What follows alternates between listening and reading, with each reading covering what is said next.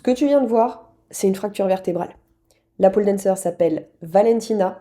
Elle pratique la pole dance depuis octobre 2024. Elle a chuté en juin 2025 à Milan. Elle a eu la générosité et le courage de me donner son accord pour que j'analyse cette chute publiquement pour que ça serve à d'autres pole dancers. Donc ce que je vais faire dans cette vidéo, c'est pas juger, c'est pas pointer un coupable, c'est te montrer ce que cette chute révèle réellement sur les mécanismes qui mènent à ce genre d'accident et sur ce qu'on peut faire concrètement pour pas en arriver là. Je suis Coralie, pole dance coach depuis plus de 14 ans. Je suis spécialisée en technique, renforcement, prévention des blessures. Et si j'analyse ce type de contenu, c'est parce que la prévention, c'est pas un discours abstrait pour moi, c'est le cœur de mon travail au quotidien. Ce qui s'est passé ce jour-là avec Valentina, j'en ai vu les prémices des dizaines de fois, chez des débutantes, chez des intermédiaires, chez des pratiquantes aguerries, pas toujours avec ses conséquences, heureusement, mais les ingrédients, eux, sont clairement toujours les mêmes. C'est exactement ce qu'on va déconstruire ensemble. Donc d'abord, un peu de contexte, parce que les chutes, elles tombent jamais du ciel, elles s'installent. Donc ce jour-là, Valentina, elle était en cours, depuis 2 heures, 2 cours d'affilée. Il faisait très chaud à Milan, elle était dans la salle entre 2 cours, et elle a choisi de monter sur la pole. Et ce jour-là, Valentina, elle était heureuse parce que ça faisait à peine un mois qu'elle réussissait enfin à monter en hauteur sur la pole, après des mois et des mois de travail. Elle avait progressé, elle le ressentait. Et cette euphorie-là, cette sensation d'enfin réussir, d'enfin y arriver, c'est l'un des facteurs de risque les moins souvent nommés dans la pratique de la pole. Csikszentmihalyi a montré en 1990 que l'état de performance optimale, donc c'est-à-dire l'état où on est totalement absorbé dans ce qu'on est en train de faire, où tout semble couler naturellement, cet état survient quand le défi est légèrement supérieur à nos compétences réelles. Le problème, c'est que quand on vient de progresser, on perçoit souvent ce défi comme acquis, donc on surévalue où on en est, et on tente des choses pour lesquelles la base physique n'est pas encore là. Valentina pratique depuis moins d'1 an au moment de sa chute. Elle a perdu 60 kilos et elle a commencé la pole dans ce nouveau rapport à son corps. Elle vient de la gym artistique, donc elle est flexible, mais ses capacités en force n'ont pas encore rattrapé ses capacités en souplesse. Et cette combinaison-là, souplesse sans force, est l'une des plus piégeuses qu'on puisse rencontrer en pole dance. Tous ces éléments mis ensemble, la chaleur, la fatigue, la pratique en autonomie sans encadrement actif, l'euphorie, le peu d'expérience en hauteur, la force insuffisante, aucun d'eux n'est la cause de la chute, mais chacun d'eux a retiré une couche de sécurité. Maintenant, on regarde ce qui se passe techniquement. Valentina tente une transition du Hello Boy vers le Martini. Elle maîtrisait le Hello Boy, mais juste depuis le sol. Et ce détail-là, il est fondamental. Maîtriser une figure depuis le sol et maîtriser la même figure en hauteur, ce sont deux choses très différentes. Le corps et le mental ne perçoivent pas l'espace de la même façon. La gestion du centre de gravité change, la marge d'erreur se réduit et surtout, la confiance construite au sol ne se transfère pas automatiquement en hauteur. Donc à l'analyse de la vidéo, voilà ce que j'observe. Le placement en site est correct au départ. Mais très rapidement, je vois un léger désengagement du dos. Sa main intérieure est trop haut sur la pole, ce qui va l'empêcher d'engager correctement le dos et de trouver un Hello Boy stable. À la fin du Hello Boy, ce désengagement du dos et des abdos est accentué. Valentina essaie de passer sa jambe intérieure dans la fenêtre entre son corps et la pole. Elle n'y arrive pas au premier essai, donc elle ajuste par impulsion avec sa jambe. Et là, c'est le signe qu'elle cherche à compenser avec cette impulsion ce qu'elle ne peut pas faire par la stabilité. Une fois que la jambe est passée, elle enchaîne sur un carpé. Et là, je vois que son dos est complètement désengagé. Elle est en suspension dans son bras intérieur, sans traction réelle depuis le haut du corps. Son centre de gravité est loin de la pole. et tout son poids est d'un seul côté de la pôle. Donc il y a une explication physique à ce que tu vois à l'image, parce qu'en mécanique, on appelle ça le moment d'inertie. En gros, plus le centre de masse est éloigné de l'axe de rotation, donc l'axe de rotation ici c'est la pôle, plus le corps est difficile à contrôler et à maintenir en place. Un corps dont les muscles sont engagés rapproche activement ces segments de la pôle, alors qu'un corps qui est relâché les laisse partir. Et ce déplacement, qui peut même être juste de quelques centimètres, parfois même juste de quelques petits millimètres, multiplie la difficulté de maintien. Donc c'est pas une impression de lourdeur, c'est de la physique, c'est pas de la malchance. Et pour en revenir à Valentina, en fait, elle essaie de ramener sa jambe intérieure en accroche genou pour s'installer fermée en martini, mais elle ne trouve pas l'accroche, et là, elle lâche la main intérieure. Ici, la main intérieure, c'est la main d'accroche dominante. Sans elle, dans cette configuration-là, le corps ne peut plus tenir sur la pôle. Donc elle essaie de se rattraper, juste au-dessus du genou, mais comme son centre de gravité est déjà trop loin, ça marche pas. La longueur de ses segments corporels ne lui permet pas de récupérer la barre, et elle tombe de tout son poids sur la zone cervicale. Sa main extérieure est la seule partie de son corps qui reste en contact avec la pôle à la fin de la chute. Donc l'erreur, elle n'est pas dans la chute. L'erreur, elle est dans la chaîne de décision qui a mené jusqu'ici. Pour passer du sit au hello boy vers le carpe et revenir en martini, il y a des étapes qui sont absolument cruciales pour rester en sécurité et pour que l'enchaînement se fasse de façon fluide, sans avoir à s'y reprendre à plusieurs fois. Déjà, pour commencer, dans le sit, le buste doit être auto-agrandi, très allongé. Ensuite, pour passer dans le hello boy, la main intérieure doit se mettre au même niveau que l'épaule intérieure. On va chercher la barre sous la fesse extérieure avec la main extérieure. Le buste reste agrandi, on ouvre la poitrine et on va chercher du recul. On a déjà la fenêtre qui est installée, qui va nous permettre de passer la jambe intérieure. On installe notre hello boy. Et d'ici, le buste est toujours très allongé, très agrandi. La jambe intérieure va pouvoir passer dans la fenêtre, toujours en gardant le buste allongé. En étant carpé, toujours buste allongé.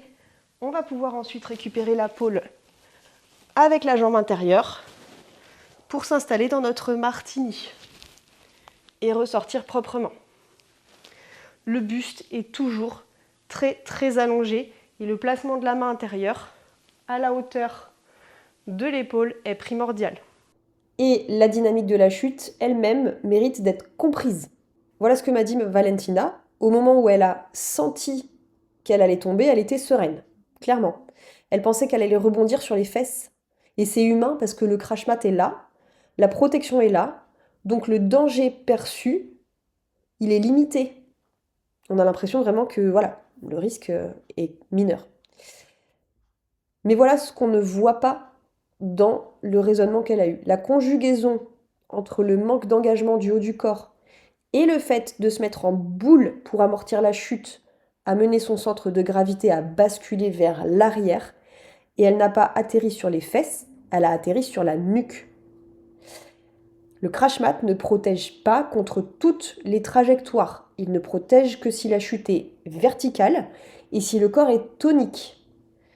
Dès que la dynamique change, et ici elle a changé à cause du désengagement global du haut du corps qui s'est mis en place très tôt, le crash mat ne suffit plus.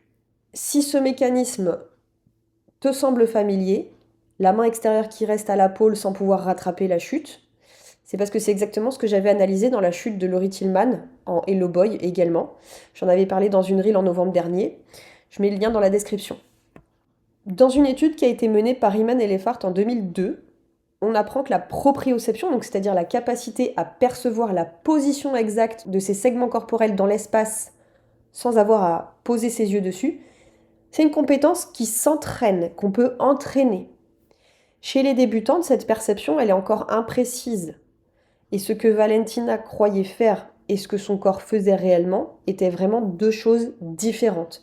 Pas par négligence, mais par manque d'expérience. Maintenant, je veux te parler de ce qui aurait dû exister en amont. Pas pour juger Valentina, elle est la première à assumer son entière responsabilité, mais parce que si tu pratiques la pole, ce que je vais te dire te concerne directement. Donc premièrement, la progression en hauteur doit être encadrée. On ne fait pas en hauteur ce qu'on ne maîtrise pas encore au sol.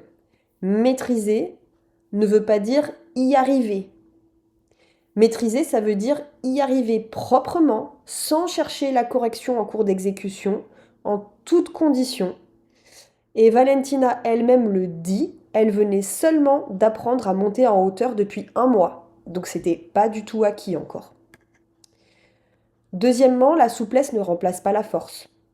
C'est l'une des illusions les plus dangereuses en pole. Une pratiquante qui est flexible peut effectivement aller loin dans certaines positions, mais sans la force stabilisatrice pour contrôler ses positions, chaque figure devient clairement un pari. L'amplitude sans la structure, c'est de l'instabilité camouflée. Dans une étude de Schleip et ses collaborateurs menée en 2012, il est démontré que les fascias et les muscles stabilisateurs jouent un rôle central dans la transmission des forces et la proprioception. C'est pas la mobilité qui protège les articulations, c'est le tonus musculaire actif autour des articulations. Troisièmement, la fatigue et la chaleur altèrent clairement la coordination. Ça, c'est pas une impression, c'est physiologique. Après 2 heures d'effort dans un environnement chaud, la précision motrice diminue. Le temps de réaction augmente et la perception du risque est biaisée vers le bas. Donc on a de moins en moins la perception du risque. On croit qu'on peut encore, alors que le corps, lui, ne peut plus vraiment. Quatrièmement, pratiquer seul, c'est un facteur de risque, mais pas pour les raisons qu'on croit. La parade physique, le crash mat, la présence de quelqu'un à côté de toi, ce sont des filets. Et un filet, ça remplace pas la structure. On peut tomber avec un crash mat et se faire très mal. On peut tomber avec quelqu'un qui assure et on peut se blesser soi, mais aussi blesser la personne qui assure. Ce qui protège vraiment, c'est de savoir précisément ce qu'on fait, pourquoi on le fait et à quel moment on est réellement prête à le faire.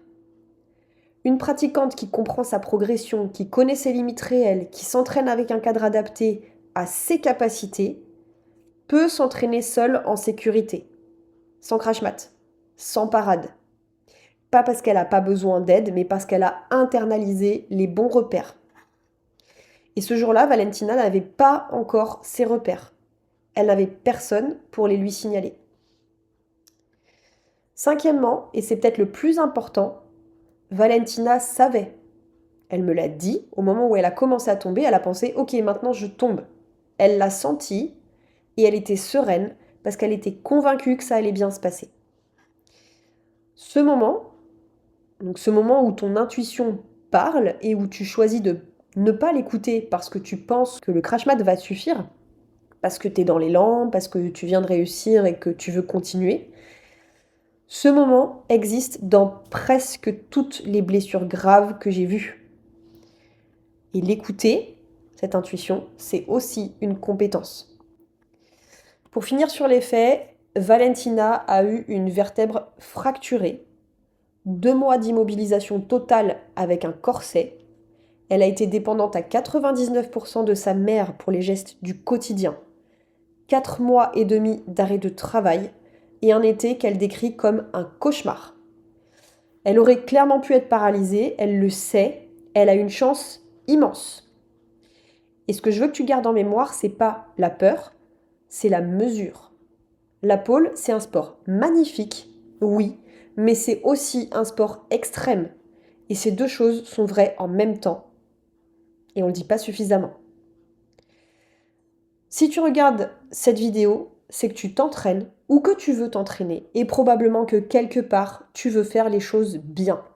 Ce que je veux que tu retiennes, c'est que les accidents graves en pole ne viennent presque jamais d'un manque de talent, ils viennent d'un manque de structure, une progression mal calibrée, une pratique au feeling, des signaux ignorés, une confusion entre ce qu'on peut faire et ce qu'on est réellement prête à faire. Valentina avait du talent, elle avait de l'enthousiasme, Elle avait le courage de progresser et ce qui lui manquait ce jour-là, c'était un cadre. Et le cadre, ça s'apprend, ça se construit avec du temps, avec de bons repères, avec quelqu'un qui sait te dire quand avancer et quand ne pas avancer encore. C'est exactement ce que j'ai construit dans OPD, Objectif Pole Dance, la plateforme, pas pour te donner des figures à copier, mais pour t'apprendre à construire une pratique solide, progressive et sécurisée, que tu sois débutante ou que tu cherches à monter en niveau. Donc si tu veux en savoir plus, le lien est en description.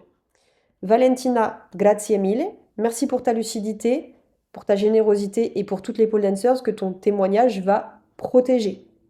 Sachez aujourd'hui que Valentina est guérie, sa fracture est consolidée. Elle fait du pilates et de la natation pour terminer son renforcement et elle prévoit de revenir à la pole en septembre avec un vrai travail de power flexi et de renforcement avant de remonter sur la pole pour pratiquer en technique. Elle m'a dit une chose qui m'a vraiment touchée. Elle m'a dit que ça a été une mauvaise chute. Je m'en suis sortie, mais je n'ai pas peur de revenir. Et c'est ça aussi la force de cette femme. Prends soin de toi sur la pole.